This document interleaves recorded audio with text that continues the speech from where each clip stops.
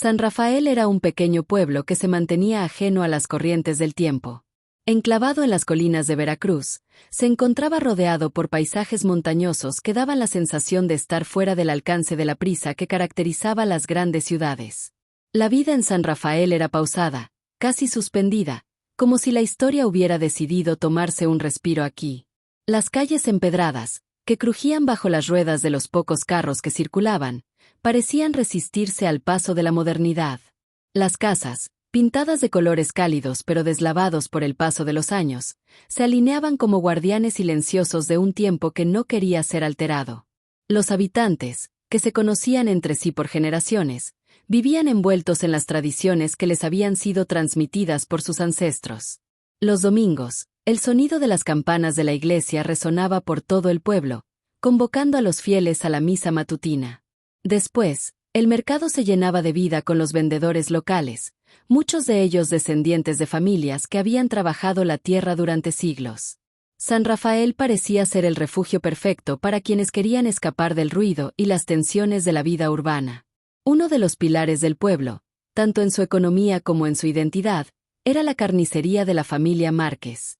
Esta carnicería había sido fundada por el abuelo de don Ernesto, quien había emigrado desde España a principios del siglo XX. La receta de los chorizos, una mezcla secreta de especias, había sido transmitida de generación en generación. Los Márquez no solo eran conocidos por la calidad de su carne, sino también por sus embutidos, que se vendían no solo en San Rafael, sino en pueblos cercanos. Los chorizos eran tan renombrados que muchos de los habitantes de la región viajaban largas distancias para conseguirlos. Don Ernesto, un hombre de 60 años, era el rostro de la carnicería. De apariencia ruda, con una piel curtida por el sol y las manos agrietadas por años de trabajo, don Ernesto era conocido por su temperamento serio y su meticulosidad. Nadie en San Rafael podía igualar su habilidad para cortar la carne con precisión. A pesar de su carácter reservado, don Ernesto era respetado por todos. Nadie se atrevía a cuestionar la calidad de su producto ni los métodos que empleaba, aunque muy pocos conocían realmente el proceso detrás de sus chorizos. A su lado estaba Carmen, su esposa. De pequeña estatura y de rostro marcado por los años, Carmen era el cerebro administrativo de la familia. Con su carácter firme y su capacidad para manejar los números con destreza, aseguraba que todo en la carnicería funcionara con precisión. A pesar de su aspecto frágil, Carmen tenía una mirada aguda que no perdía detalle de nada que sucediera alrededor. Alejandro, su hijo de 32 años, había aprendido el oficio desde que era un niño. Sin embargo, a pesar de haber estado involucrado en la carnicería durante toda su vida, aún no alcanzaba la destreza de su padre. Siempre había sido más torpe con el cuchillo, pero su pasión por el negocio era innegable. Se le veía, a menudo, limpiando el mostrador o atendiendo a los clientes con una sonrisa amable, aunque algo distante, como si estuviera buscando su propio lugar dentro de la tradición que su padre había establecido. En las raras ocasiones en que don Ernesto le permitía cortar la carne, se notaba su esfuerzo por emular la precisión de su padre, pero siempre había algo un poco torcido en su corte, algo que no encajaba del todo bien. Un sábado por la mañana, Laura Rivera, una joven maestra recién llegada de la Ciudad de México, pisó San Rafael.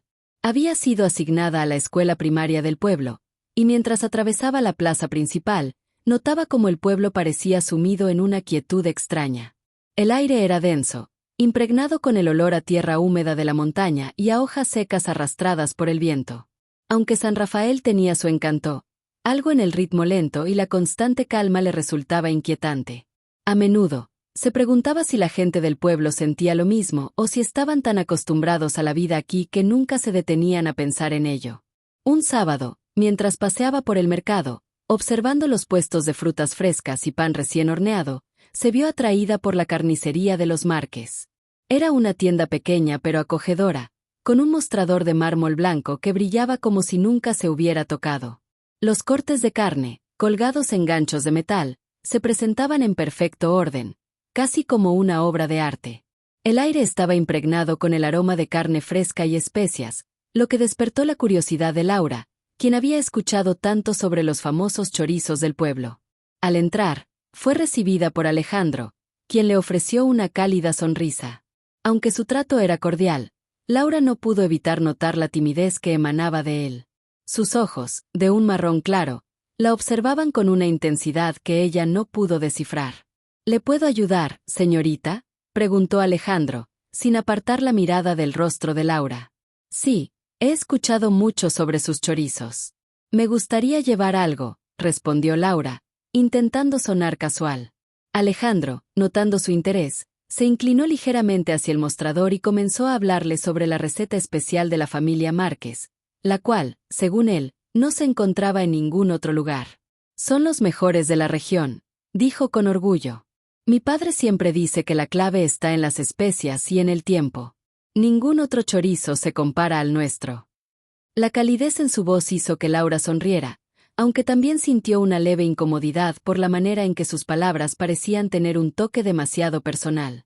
Después de una breve charla, Laura compró medio kilo de chorizo y salió de la tienda. Mientras caminaba por la calle, se dio cuenta de que no solo había sido Alejandro quien la había observado. Desde el fondo de la carnicería, don Ernesto, que siempre se encontraba en su rincón detrás del mostrador, la había mirado fijamente durante toda la conversación, evaluándola de una manera que le resultó extraña. No pudo evitar sentirse un poco incómoda por la intensidad de su mirada, pero rápidamente desechó el pensamiento. ¿Qué tan extraño podía ser? Después de todo, era un pueblo pequeño, donde todos se conocían, y era normal que los vecinos estuvieran atentos a los forasteros. Esa misma noche, Laura preparó los chorizos que había comprado. Al dar el primer bocado, se sorprendió por la intensidad del sabor, tan diferente a cualquier cosa que hubiera probado antes.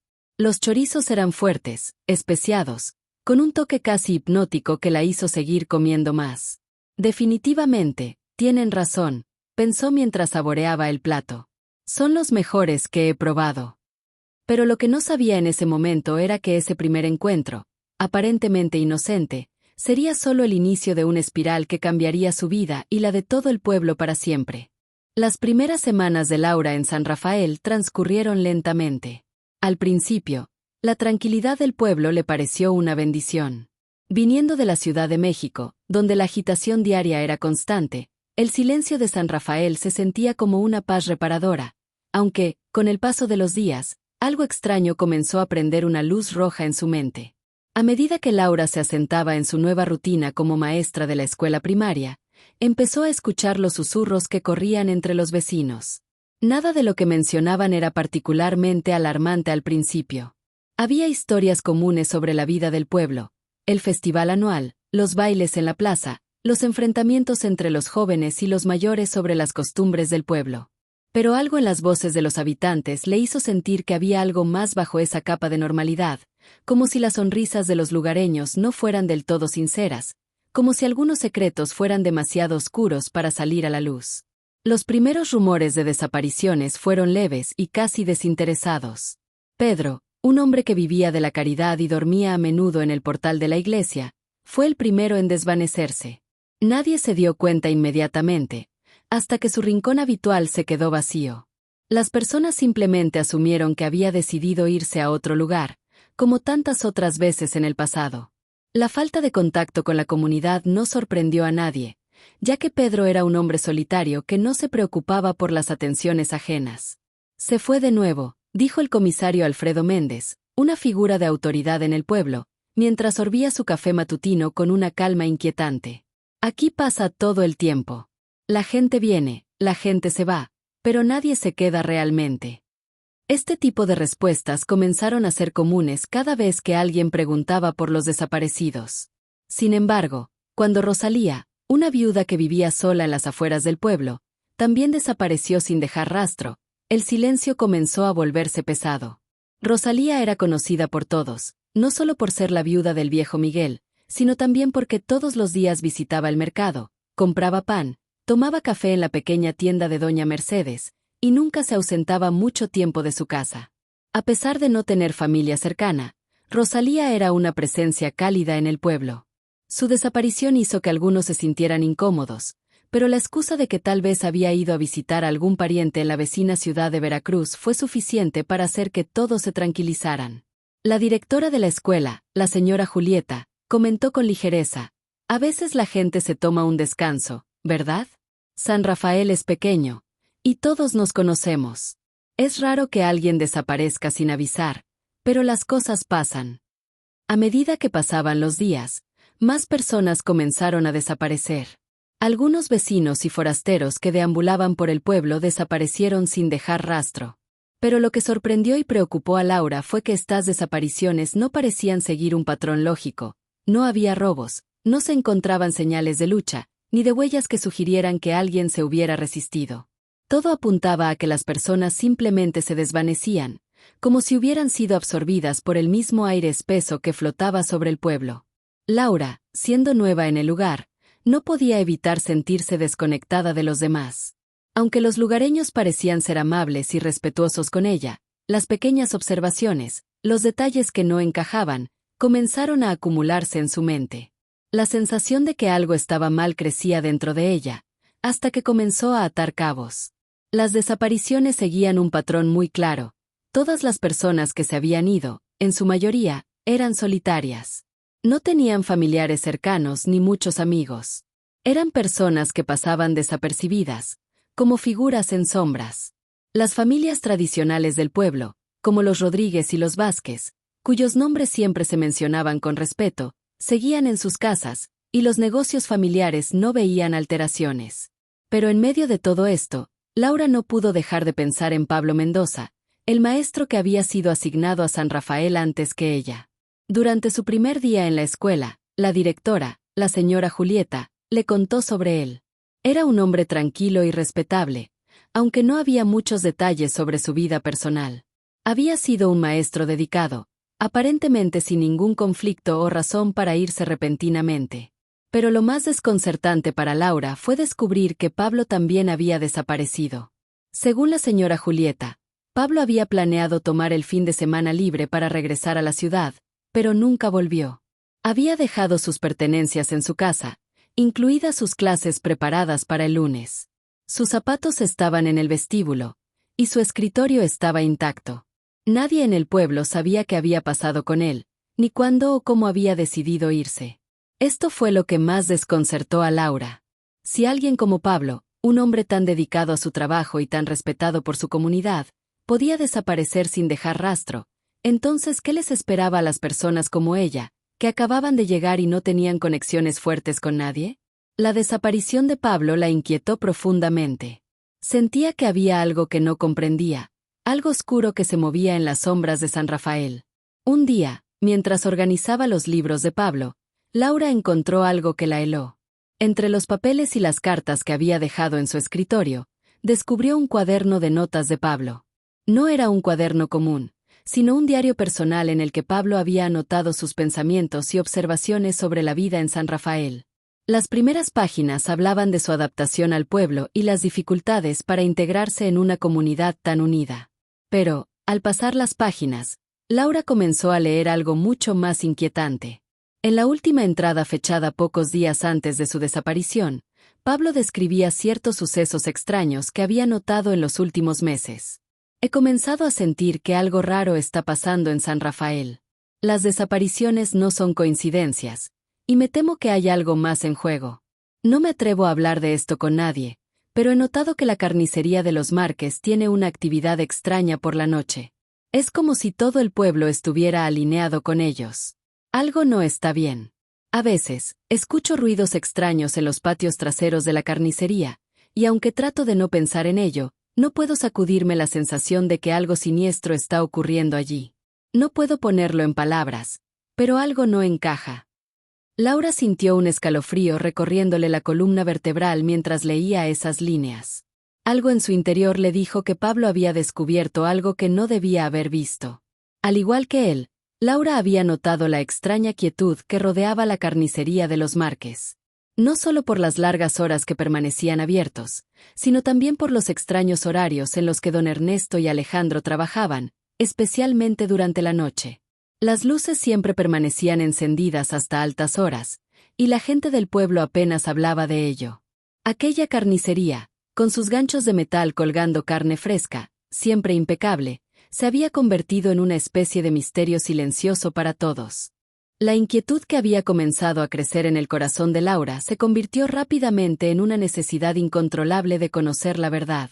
Durante los días siguientes, comenzó a investigar discretamente las desapariciones, preguntando aquí y allá, tratando de obtener más información. No quería levantar sospechas, por lo que se aseguraba de que sus preguntas parecieran casuales, como si simplemente estuviera buscando integrarse en la comunidad. Sin embargo, cuanto más indagaba, más evidente se hacía que la mayoría de los habitantes del pueblo preferían no hablar de esos asuntos. Cada vez que mencionaba las desapariciones, los vecinos se mostraban reacios a profundizar en el tema. Muchos, como la señora Julieta, la directora de la escuela, insistían en que era algo normal en pueblos pequeños. La gente se va en busca de oportunidades, decían con una sonrisa que no lograba esconder su incomodidad. Pero Laura notaba que algo no estaba bien. La forma en que los demás evitaban el tema solo aumentaba su ansiedad. No podía sacarse de la cabeza la idea de que estaba pasando algo más siniestro, algo que nadie se atrevía a hablar. Fue entonces cuando, una tarde, mientras caminaba por el mercado, Laura se encontró con doña Teresa, una anciana que vendía hierbas medicinales. Doña Teresa era conocida por sus remedios naturales y su sabiduría popular, pero sobre todo por su naturaleza reservada. Nadie sabía mucho de ella, y su mirada, siempre alerta, parecía llevar consigo años de secretos guardados. Laura, sin pensarlo mucho, decidió hablar con la anciana. Le preguntó sobre las desapariciones, mencionando a modo de comentario que había notado una serie de sucesos extraños desde su llegada. Doña Teresa la miró en silencio por un momento, como si evaluara si podía confiar en ella. Después, con una voz temblorosa, se acercó a Laura y, en un susurro, le dijo: «La mayoría de las desapariciones ocurren los viernes o sábados, justo antes de que los Márquez comiencen a preparar los chorizos para el domingo». Las palabras de doña Teresa fueron como una bomba que explotó en la mente de Laura. Su corazón latió más rápido mientras la anciana añadía, con un tono sombrío: «Muchos no lo ven, pero todos esos desaparecidos, ellos están en los chorizos». Laura se quedó paralizada. No pudo articular palabra durante unos segundos. Doña Teresa no esperaba una respuesta, y antes de que Laura pudiera decir algo más, la anciana la miró fijamente y le advirtió: «Cuida tu lengua, niña. No hables de esto con nadie. No en este pueblo. No sabes quiénes están mirando». Dicho esto, la anciana se alejó rápidamente, desapareciendo entre las sombras de los puestos del mercado. Esas palabras resonaron en la mente de Laura mientras caminaba de regreso a su casa. Las piezas comenzaron a encajar en su cabeza, y aunque no quería creerlo, algo en su interior le decía que doña Teresa estaba diciendo la verdad. Las desapariciones, los rumores, la extraña actividad en la carnicería de los Márquez, todo parecía estar conectado de una manera demasiado oscura para ser ignorada. Esa misma noche, Laura no pudo dormir. La imagen de los chorizos que había probado, su sabor peculiarmente adictivo, comenzó a rondar su mente de manera inquietante. Decidida a entender lo que estaba sucediendo, Laura se armó de valor y decidió investigar más a fondo. Esa misma noche, la curiosidad la empujó a caminar por las calles oscuras del pueblo, observando en silencio las sombras que se alargaban a medida que la noche avanzaba. Mientras cruzaba la plaza principal, vio algo que la detuvo en seco. Un carro tirado por un caballo se había detenido frente a la carnicería de los Márquez. Laura, con el corazón acelerado, se acercó lo suficiente como para ver que era don Ernesto y su hijo Alejandro quienes descargaban un bulto grande y envuelto en una lona oscura del carro. Sin pensar, Laura se agachó y se ocultó tras un árbol cercano, esperando a ver qué sucedía a continuación. Observó en silencio cómo los dos hombres, con movimientos rápidos y precisos, llevaron el bulto hacia la parte trasera de la carnicería.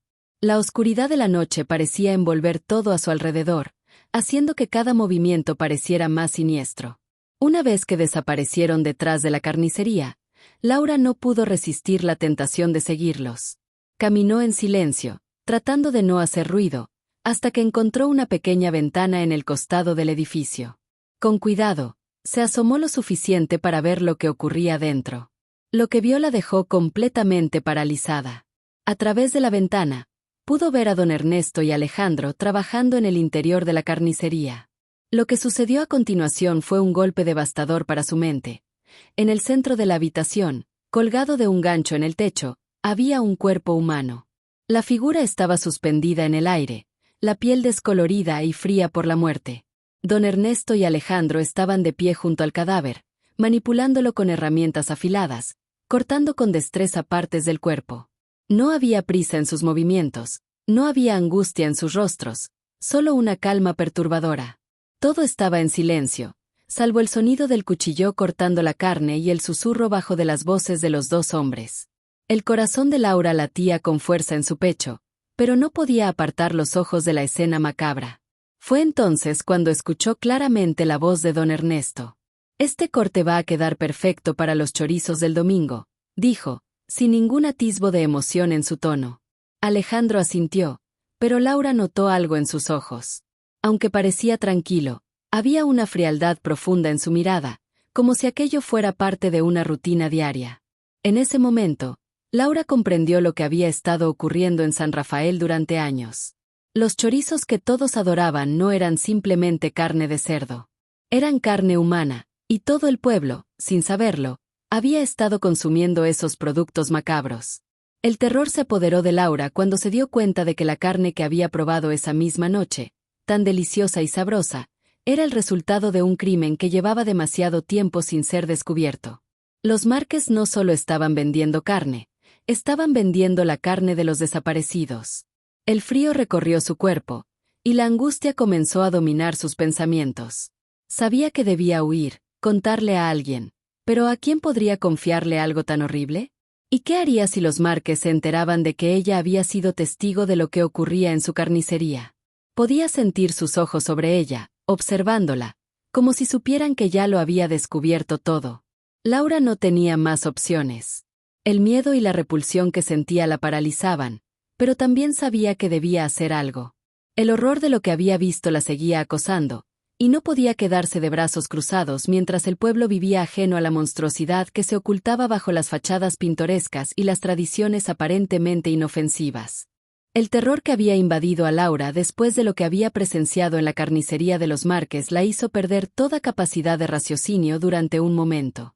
Su mente daba vueltas, tratando de procesar lo que acababa de descubrir, pero lo único que podía pensar era en escapar. No podía quedarse un minuto más en San Rafael. El miedo a que los Márquez supieran que ella había sido testigo de la atrocidad que habían estado cometiendo durante años la consumía. Algo le decía que, si se quedaba, estaría poniendo en peligro su vida. Despertó en medio de la noche, con la respiración entrecortada, pensando en lo peor. Estaba completamente sola en el pueblo, rodeada de gente que no solo desconocía la verdad, sino que también podía ser cómplice, aunque involuntario, del crimen que los Márquez habían tejido en silencio. Su única opción era huir, contarle lo que había visto a alguien que pudiera ayudarla. Pero ¿quién podría ser confiable en un lugar tan cerrado y aislado como San Rafael? Con el corazón acelerado, Laura empacó lo que pudo y, casi sin pensar, salió por la puerta trasera de su casa. Sabía que tenía que irse sin dejar rastro. Cada paso que daba la acercaba a la libertad, pero también sabía que era cuestión de tiempo antes de que los Márquez la descubrieran. Mientras caminaba rápidamente por las calles vacías del pueblo, la sombra de los Márquez parecía seguirla en cada esquina, en cada sombra. Sus ojos imaginaban la figura de don Ernesto y Alejandro esperándola, sabiendo que había presenciado su secreto. Afortunadamente, en su huida encontró a Carlos, un camionero que hacía regularmente viajes a Veracruz. Carlos era un hombre de aspecto rudo, de unos 40 años, con la mirada cansada por las largas horas de trabajo, pero con una bondad inherente en su gesto. Al verla con el rostro marcado por el miedo y la angustia, no dudó ni un segundo en ofrecerle ayuda. «Sube, no te preocupes. Te llevaré a Veracruz», le dijo, sin hacer demasiadas preguntas. Laura subió al camión, sin mirar atrás, con el corazón en un puño. El sonido del motor fue el único que la acompañó en el trayecto. A medida que se alejaba del pueblo, sintió un alivio temporal, pero algo dentro de ella le decía que no podía confiar aún en su suerte. No estaba a salvo. Los Márquez eran poderosos en San Rafael, y su influencia podría extenderse más allá de los límites del pueblo. No podía estar segura de que no la estuvieran buscando ya. De repente, mientras avanzaban por la carretera, vio una figura que la hizo estremecerse. El carro de los Márquez, tirado por el mismo caballo que había visto la noche anterior, se acercaba rápidamente por un camino paralelo. La silueta de don Ernesto al volante y la de Alejandro, su hijo, en el asiento trasero, la hicieron sentir que su huida era inútil. La sensación de ser perseguida la envolvió por completo, y su corazón comenzó a latir con fuerza. Sabía que no podía quedarse ahí mucho más tiempo, pero no tenía opción más que continuar. Carlos, al ver la tensión en el rostro de Laura, comenzó a acelerar. «¿Qué pasa?», preguntó, con un tono algo preocupado. Laura no podía responder, pero su nerviosismo fue suficiente para que Carlos entendiera que algo no estaba bien. «¿Estás huyendo de alguien?», preguntó con cautela, mientras miraba por el retrovisor y veía cómo el carro de los Márquez se alejaba rápidamente de ellos. «Sí», fue todo lo que Laura pudo decir, sin entrar en detalles. El miedo había tomado completamente el control de su cuerpo, y ya no se sentía capaz de hablar con claridad. Solo podía pensar en una cosa: escapar. Finalmente, lograron perder de vista a los Márquez, y cuando llegaron a Veracruz, Laura pudo respirar con algo de alivio. Pero sabía que no podía quedarse en la ciudad para siempre. Tenía que encontrar la manera de exponer lo que había visto y asegurarse de que los Márquez fueran detenidos. No podía regresar al pueblo, y el miedo a que sus pasos fueran seguidos la mantenía alerta en todo momento. En Veracruz, Laura se dirigió a una pequeña oficina del gobierno estatal para intentar ponerse en contacto con las autoridades. Sabía que el sistema local no la ayudaría. San Rafael estaba demasiado aislado y, además, estaba claro que el comisario del pueblo, Alfredo Méndez, estaba encubriendo las desapariciones de alguna manera. Sin embargo, en la ciudad había una posibilidad de hacer justicia. Laura necesitaba pruebas, y aunque las fotos que Pablo había tomado antes de su desaparición eran una clave importante, ellas no serían suficientes sin alguien que las pudiera respaldar. Fue entonces cuando, en uno de sus intentos por contactar a las autoridades, Laura se cruzó con Esteban García, un periodista de la ciudad que había estado investigando las desapariciones en San Rafael. Esteban había cubierto varios casos de personas desaparecidas en la región, y cuando Laura le contó su historia, él no tardó en escucharla con atención. Al principio, Esteban estaba escéptico, pero, al escuchar los detalles que Laura proporcionó, su instinto periodístico comenzó a activarse. Esteban había recopilado pruebas y había tomado algunas fotografías de la carnicería de los Márquez sin que ellos lo supieran. Había estado investigando las desapariciones, sospechando que algo no estaba bien en el pueblo, pero no tenía pruebas suficientes para hacer una denuncia formal. Cuando Laura le mostró el cuaderno de Pablo y le habló sobre lo que había visto en la carnicería, Esteban supo que tenía lo que necesitaba: una conexión directa con los hechos y una víctima dispuesta a testificar.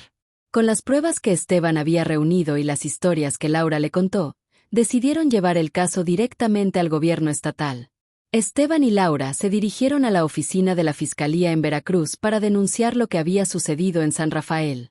Sabían que el proceso no sería fácil, pero con las pruebas fotográficas de Esteban y el testimonio de Laura, tenían una oportunidad real de exponer la verdad. A pesar de que el miedo y la paranoia seguían acechando a Laura, la idea de que finalmente podría detener a los Márquez le dio un impulso de determinación. Sabía que su vida nunca volvería a ser la misma, pero también sabía que lo que había descubierto no podía ser ignorado. Si lograban exponer la verdad, las víctimas de San Rafael podrían finalmente obtener justicia.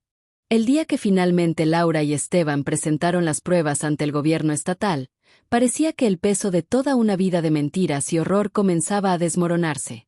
Las fotografías que Esteban había tomado con tanto sigilo y las aterradoras revelaciones que Laura compartió sobre lo que había presenciado en la carnicería fueron lo que finalmente convenció a las autoridades. No era suficiente para un caso menor. Lo que los Márquez habían estado haciendo durante generaciones requería una intervención federal. El horror que habían estado ocultando no solo afectaba a San Rafael, sino que podría extenderse mucho más allá de sus fronteras. El gobierno federal, reconociendo la magnitud de la situación, movilizó rápidamente una operación conjunta con la policía estatal. Decidieron actuar con rapidez para evitar que los Márquez pudieran escapar o destruir pruebas vitales. La operación fue discreta al principio, con agentes encubiertos infiltrándose en San Rafael, observando desde las sombras mientras las autoridades preparaban un operativo coordinado. A medida que el sol comenzaba a ponerse en el horizonte, un contingente de vehículos de policía llegó al pequeño pueblo. Las luces de las patrullas destellaban a través de las calles vacías, reflejando una sensación de justicia a punto de ser servida. Nadie en San Rafael esperaba lo que estaba por suceder. Durante años, la gente del pueblo había cerrado los ojos ante la verdad, desconociendo o ignorando las señales, pero esa noche, todo cambiaría. Don Ernesto y Alejandro Márquez fueron arrestados sin resistencia. El rostro de don Ernesto, generalmente tan implacable y seguro, ahora mostraba una mezcla de sorpresa y desconcierto. No había ningún intento de huir. Sabían que el tiempo de la impunidad había llegado a su fin. Mientras los agentes de policía los escoltaban, el pueblo entero se congregó en la plaza principal, mirando en silencio, algunos con miedo, otros con rabia reprimida.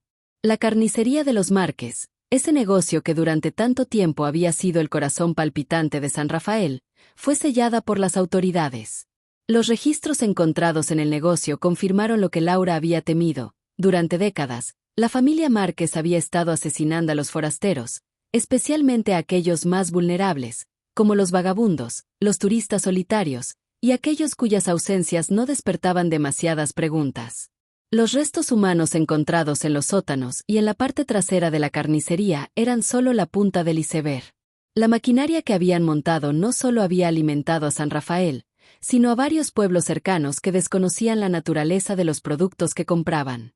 Las fotografías de Esteban, que mostraban no solo las víctimas humanas sino también las evidencias del proceso macabro de preparación de los embutidos, se convirtieron en pruebas irrefutables ante las autoridades. Las imágenes se publicaron en los periódicos de todo el país, causando conmoción e incredulidad. Nadie, ni en las ciudades más grandes ni en los pueblos más alejados, podía creer lo que estaba sucediendo en San Rafael. La historia de la carnicería que vendía carne humana fue titular en todos los noticieros nacionales. Pero no solo los Márquez fueron arrestados. El comisario Alfredo Méndez, quien había estado al tanto de las desapariciones y las había encubierto sistemáticamente, fue también detenido. Durante años, Méndez había ignorado las señales y se había comprometido con la familia Márquez, a cambio de sobornos y beneficios que mantenían su vida tranquila. Su arresto fue uno de los momentos más impactantes para el pueblo, ya que nadie sospechaba que el mismo hombre encargado de protegerlos había estado tan involucrado en el encubrimiento de los crímenes. Al interrogarlo, las autoridades descubrieron que, no solo él, sino muchos en el pueblo, habían sido cómplices, aunque sin saberlo. La complicidad no se limitaba a las autoridades locales. Al consumir los productos de la carnicería, todos los que habían comprado carne de los Márquez, en cierto modo, también habían sido partícipes, aunque sin conocimiento. La noticia de las detenciones recorrió el país, pero lo que más afectó a los habitantes de San Rafael fue el impacto interno. La sensación de que la comunidad había sido cómplice de algo tan espantoso, aunque sin intención, creó una fractura profunda. El pueblo, que siempre había sido conocido por su unidad, ahora se veía dividido por la vergüenza y la culpa. Algunos habitantes se sintieron culpables por no haber visto lo que ocurría, mientras que otros, especialmente aquellos que se beneficiaron de la carnicería, intentaban justificar su participación con excusas débiles. La verdad, al final, había sido mucho más aterradora de lo que nadie habría imaginado. El gobierno federal, reconociendo la magnitud del daño emocional y social que esto causó en la comunidad, intervino para ayudar a San Rafael a sanar. La carnicería de los Márquez fue cerrada de manera definitiva. En su lugar, las autoridades decidieron construir un centro comunitario, un espacio de apoyo para los sobrevivientes y para aquellos que se vieron afectados por los crímenes. Este centro se convertiría en un lugar donde las personas pudieran recibir apoyo psicológico, educativo y social para ayudarles a superar el trauma de haber estado tan cerca del horror y, al mismo tiempo, para aprender sobre la importancia de la justicia, la verdad y la transparencia. El proceso de reconstrucción fue largo y doloroso, pero esencial. Mientras tanto, Laura, quien había sido la clave para destapar la verdad oculta durante tantos años, se convirtió en una figura respetada, aunque incomprendida por algunos. Su valentía al denunciar lo que había sucedido en San Rafael la había marcado para siempre. La comunidad de San Rafael, aunque aún dividida, comenzó a comprender el precio que muchos pagaron por mantener el silencio. No obstante, Aquellos que sobrevivieron y aquellos que decidieron enfrentarse a la verdad comenzaron a reconstruir sus vidas. En medio de todo esto, Laura recibió una oferta para trasladarse a la Ciudad de México. Tras el horror que había vivido, la ciudad le ofrecía una nueva vida, lejos de la oscuridad de San Rafael. El gobierno le ofreció un puesto en la Secretaría de Educación, donde podría continuar su trabajo como educadora, pero ahora con una nueva perspectiva, con una comprensión más profunda de la importancia de la justicia y la verdad. Laura aceptó la oferta, aunque su corazón aún quedaba anclado en San Rafael. Su vida en la ciudad nunca podría ser la misma, pero ella sabía que había hecho lo correcto. Aunque la herida de lo sucedido no desaparecería, su experiencia la había formado. Se prometió a sí misma que nunca olvidaría lo que había sucedido en San Rafael, no solo porque había sido testigo de una monstruosidad indescriptible, sino porque, a través de su valentía, había logrado que la verdad saliera a la luz y que los Márquez fueran finalmente detenidos. La historia de San Rafael fue una lección para todos, una que muchos intentarían olvidar, pero que nunca podría ser borrada. Y mientras Laura comenzaba su nueva vida en la Ciudad de México, siempre llevaría consigo el recuerdo de los sacrificios hechos por aquellos que se enfrentaron a la oscuridad y ayudaron a descubrir la verdad, aunque al costo de su propia paz.